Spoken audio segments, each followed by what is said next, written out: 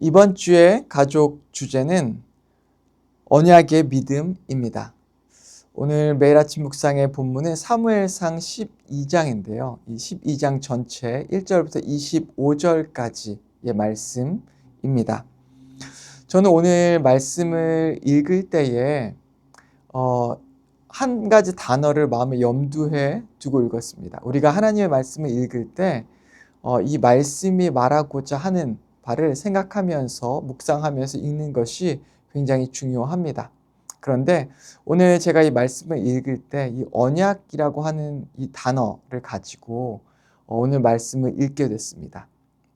그런데 이 언약이라고 하는 단어가 이 키워드가 이 말씀이 말하고자 하는 그 부분과 어떻게 보면 맞닿아 있다라고 여러분께 말씀드릴 수 있는데요. 그렇다면 오늘 본문이 우리에게 말씀하고 있는 것이 무엇인지, 그리고 어떻게 언약이라고 하는 이 단어를 가지고 오늘 본문을 풀어낼 수 있는지를 함께 나눠 보도록 하겠습니다.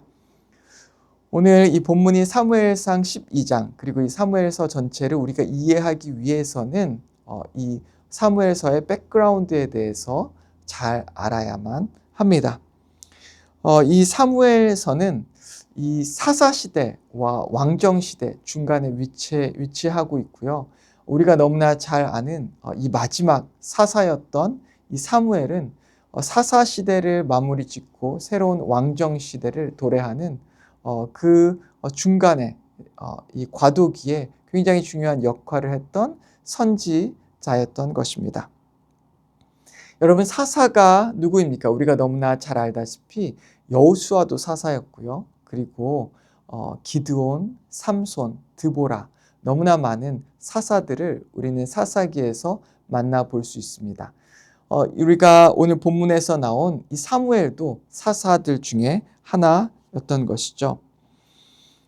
그런데 왜 이스라엘 백성들이 이 수많은 사사들이 이끄는 이 사사시대, 이 부족시대를 이제 뒤로 하고 왕을 구하는 왕권, 왕정시대를 요구하고 있는지를 우리는 생각해 봐야 합니다. 이 사사와 왕에는 큰 차이가 있는데요. 이 왕의 영향력과 통치권은 온 나라에 깊숙이 미칩니다. 왜냐하면 왕은 모든 귀족 가문들과 그리고 모든 족속들 위해 공식적으로 세워진 사람이기 때문입니다. 그리고 왕의 통치 기간은 이 왕권을 그의 자녀, 특별히 이 왕자가 이어받기 때문에 그 권한은 한 시대에 끝나는 것이 아닙니다. 왕가 전체가 몰락할 때까지 그 영향력과 권력이 촘촘하게 연결되어 있어서 나라의 역사 깊숙이 뿌리 박히게 되는 것입니다. 그에 비해서 사사의 영향력은 극히 제한적이고요. 우리가 사사기를 읽어보면 한 지파 혹은 몇 지파들만을 다스리는 사사들이 등장하는 것을 볼 수 있습니다. 그리고 이 사사가 아무리 영향력이 컸다고 하더라도 타 지파, 특별히 멀리 사는 그 지파들에게까지 영향력을 미치는 것은 굉장히 제한적이었던 것입니다. 그리고 사사의 통치 기간은 그리 길지 않았습니다. 왜냐하면 사사들의 자녀들이 이어서 사사가 되는 일은 거의 없었기 때문입니다. 한 시대, 사사의 시대가 끝나면 다른 이후에 오랫동안 시간이 지나서 다른 사사가 일어났기 때문에 사사의 집권 시기와 통치 기간은 이어져 있지 않았고, 그리고 굉장히 짧았던 것을 우리는 발견할 수 있습니다. 그 정치적 규모도 마찬가지입니다. 여러분, 이 왕정 시대의 정치적 규모는 굉장히 컸고, 사사 시대의 정치적 규모는 한 부족, 그리고 한 지파에, 몇 지파에 속해 있었기 때문에 그 규모가 아무리 크다고 해도 왕에 비해서 터무니없이 작을 수밖에 없던 것이죠.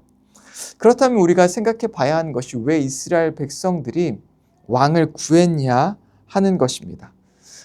비록 이 오합지졸 같아 보였던 이 사사 시대였을지라도 하나님께서는 이 사사들을 통해 이스라엘을 직접적으로 다스려 오셨습니다.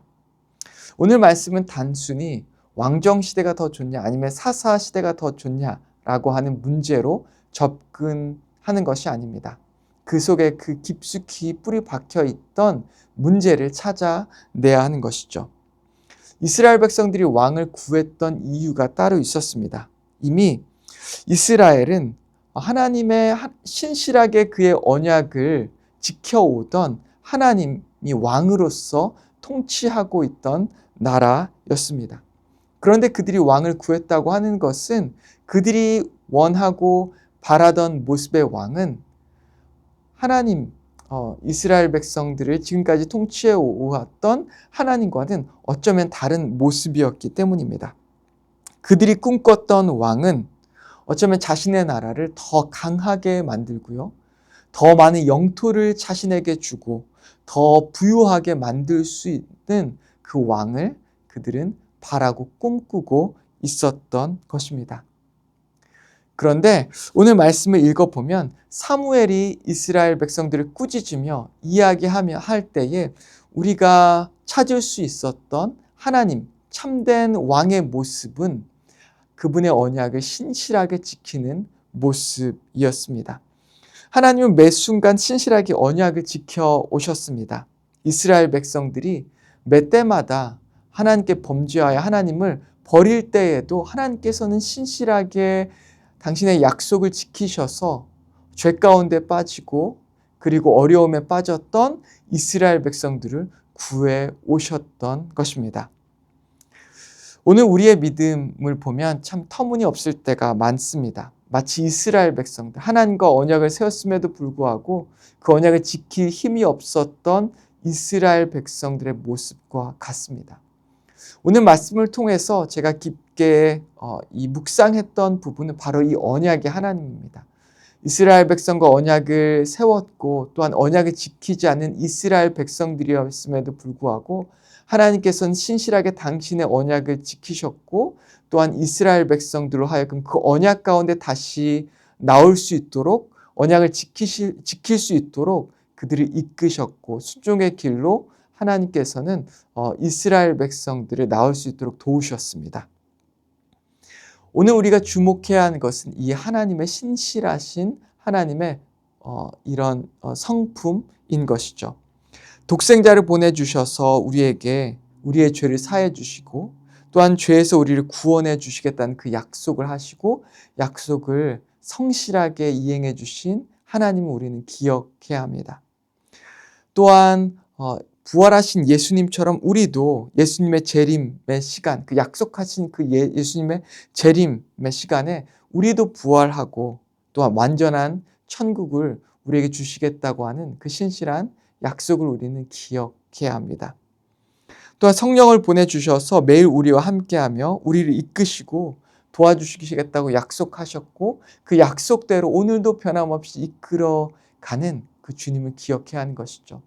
우리는 오늘도 어쩌면 쓰러지는지 모릅니다. 그 약속에서 멀리 이탈하는지도 모릅니다. 하지만 우리가 고개를 들고 바라봐야 하는 것은 성실하게 언제나 약속을 지키시는 주님인 것이죠. 그리고 다시 우리로 하여금 그 약속 가운데 나올 수 있도록 우리에게 힘 주시고 능력 주시고 믿음을 주시는 주님이신 것을 기억하며 오늘도 약속 가운데 나아가는 저와 여러분 되기를 주님의 이름으로 축원합니다. 함께 기도하겠습니다. 하나님 아버지 감사합니다. 언약을 성실하게 지키시는 주님을 오늘 말씀을 통해서 보았습니다. 우리는 어쩌면 쓰러지고 넘어지고 다른 길로 걸어갈지라도 하나님께서는 변함없이 우리로 하여금 성실하게 언약을 지키시고 또한 우리가 언약에 나올 수 있도록 우리를 이끌어 주시는 분입니다. 하나님, 우리가 고개를 들어 주님을 바라볼 수 있게 인도하시고 그 주님을 왕으로 섬기며 주님을 바라볼 수 있게 인도하여 주시옵소서. 예수님의 이름으로 기도했습니다. 아멘.